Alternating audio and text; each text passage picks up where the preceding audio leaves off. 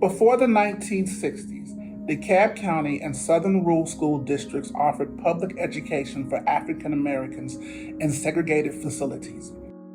In the early 20th century, a group of mostly African American teachers, known as Gene Supervisors or Gene's teachers, supervised these schools and used their roles to create crucial social links to improve the lives in their communities.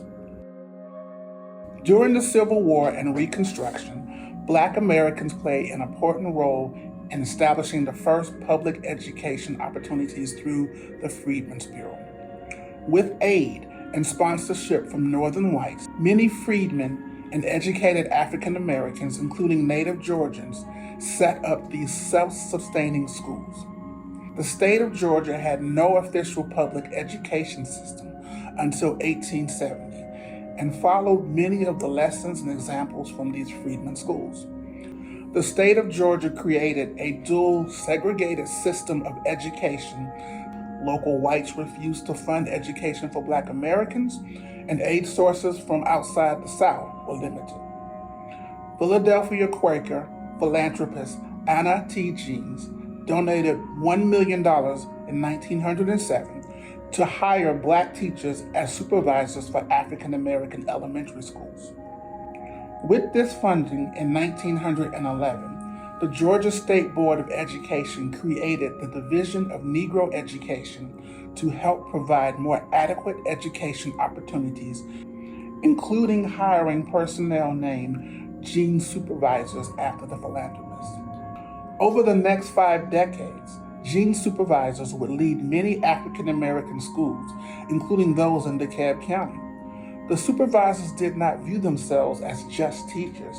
As the New Georgia Encyclopedia states, African American women often covertly used this role to enhance historical ties between Blacks and social institutions and to maintain efforts to gain equality in Georgia.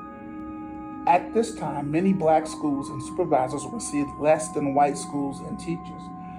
Black teachers and supervisors were expected not only to raise money for school supplies like chalk, plus classroom furniture, and coal and wood for fire during the winter months.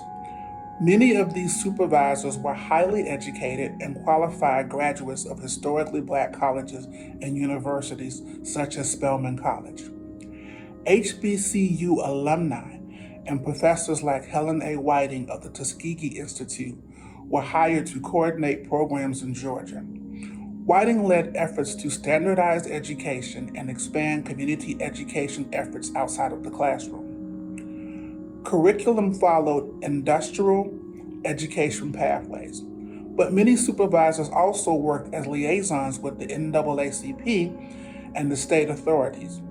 They led classroom education with a social and economic context of improving the lives and the communities they served. They promoted and elevated issues in these communities in a pre-civil rights era Georgia. For instance, Gene Supervisors helped register Black students to vote. When a student turned 18, students would go to the DeKalb courthouse with their social studies teacher and register.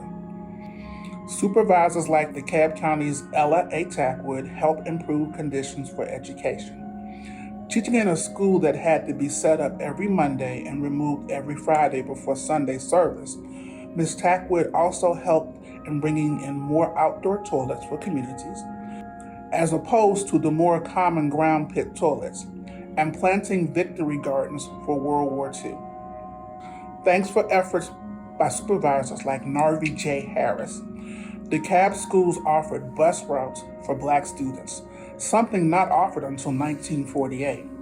Ms. Harris, a longtime supervisor, helped secure resources for community agencies to help the very poor and initiated more extracurricular learning activities like science fairs in DeKalb schools.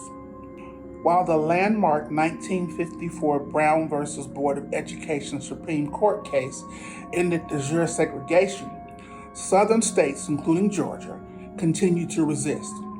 It wasn't until the 1960s that many school systems, including DeKalb's, desegregated and integrated after court orders such as the 1969 Alexander versus Holmes decision.